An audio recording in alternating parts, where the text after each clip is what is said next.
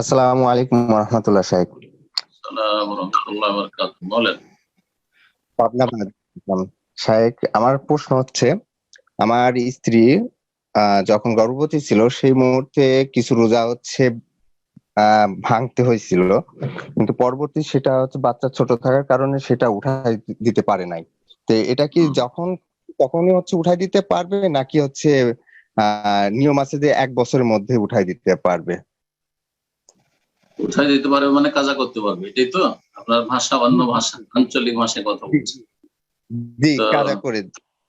কাজা 1 বছরের মধ্যে কাজা করা উচিত, কিন্তু যদি দেখা যায় যে শারীরিক অসুস্থতার কারণে 1 বছরের মধ্যে করতে পারেনি, নিজে কমজোর ছিল, অথবা বাচ্চা খাতিরে করতে পারেনি, বাচ্চার জন্য, বাচ্চা দুধ পাচ্ছে না, কষ্ট হচ্ছে, তাহলে রমজান পার হয়ে এগুলো অসুবিধা নেই, কিন্তু কাজাই করতে হবে, কাজা করতে হবে। এই ক্ষেত্রে যেসব ইখতিলাফ রয়েছে সেগুলোর দিকে ভ্রুক্ষেপ না করে আপনার স্তন্যদানকারিণী অথবা গর্ভধারণকারিণীর যে শ্যাম বলে ছুটে যাচ্ছে, তার দৃষ্টান্ত বা উদাহরণ হচ্ছে অস্থায়ী রোগীর মতো, অস্থায়ী রোগীর মতো বা মুসাফিরের মতো। মুসাফির আর অস্থায়ী রোগীর ক্ষেত্রে বিধান হচ্ছে ফাইদাতুম মিন আইয়ামিন উখর, অন্য দিনে সংখ্যাগুলি পূরণ করতে হবে।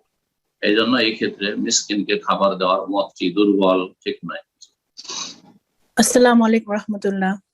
ওয়ালাইকুম আসসালাম ওয়া রাহমাতুল্লাহি ওয়া বারাকাতুহু। জি বলেন। জি শাহেক, আমার প্রশ্ন হলো যে আমরা যে কোথা থেকে বলছেন? জি, আমি ইউকে থেকে বলছি। আচ্ছা বলেন। জি, আমাদের যে হাদিসটা আছে যে সূরা বাকারা এবং সূরা আল ইমরান প্রতিদিন পড়ার ক্ষেত্রে যে ফজিলত বর্ণনা করা হয়েছে কবরের আযাব থেকে প্লাস হলো হাসরের ময়দানে, তো প্রতিদিন তো আর এটা সম্পূর্ণ পড়া হয় না। এখন এরকম যদি হয় যে প্রতিদিন আমি 50 আয়াত করে সূরা বাকারা, 50 আয়াত সূরা আল ইমরান পড়ি, তাহলে কি এই ফজিলতটা কি পূর্ণভাবে পাওয়া যাবে? ইনশাআল্লাহ পাবেন। সেখানে প্রতিদিন নেই, আসলে বলা হয়েছে ইকরাউ সূরাতাল বাকারা ওয়া আলে ইমরান, তোমরা সূরা বাকারা এবং আলে ইমরান পড়ো। ফাইন্নাহুমা তুহাজ্জানি আন আসহাবিহিমা, এই সূরা বাকারা, আলে ইমরান, কিয়ামতের দিন যারা এই কোরআন কারীমের এই সূরাগুলি পাঠ করে, শুধু পাঠ নয়, এগুলো অর্থ বোঝাটা বিষয়, এগুলো পাঠ করা, এগুলো অর্থ বোঝা, এগুলোর উপর আমল করা, সূরা বাকারার উপর আমল করবে, সূরা আলে ইমরানের উপর আমল করবে, এদিকে দাওয়াত দিবে, এই কাজগুলি আসলে মূলত মুখ্য উদ্দেশ্য।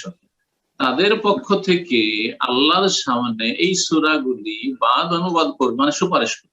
এখানে তো হাজ্জা মানে হচ্ছে আল্লাহর সামনে অনেকে অর্থ করতে যায় না, আল্লাহর কাছে তর্ক করবে। না না, তো মহাজ্জাত মানে তর্ক করা হয়, মহাজাত মানে কথোপকথন হয়, আর মহাজাত মানে সুপারিশও হতে পারে।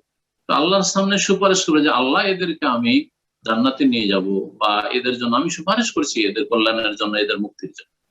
তো আপনি যথাসাধ্য আপনার অন্যান্য এর চেয়ে গুরুত্বপূর্ণ, এগুলো হচ্ছে নফল কাজ, এর চাইতে গুরুত্বপূর্ণ কাজ হচ্ছে ছেলে মেয়েদের পরিচর্যা, স্বামীর হক আদায় করা, তারপরে আপনার ঘর সংসারের কাজ করা ইত্যাদি। এসব করার পরে আর ফরজ ইবাদতবন্দি যেগুলি আছে, তারপরে যতটা সময় পাবেন নেকির কাজে লাগাবার চেষ্টা করেন। প্রতিদিন পড়তে হবে এমন কথা নেই, কিন্তু বেশি বেশি পড়তে হবে এবং বেশি বেশি এই সূরাগুলির অর্থ তাফসীর বুঝার চেষ্টা করতে হবে। আল্লাহ যেন তৌফিক দান করেন। জাযাকাল্লাহ খাইর।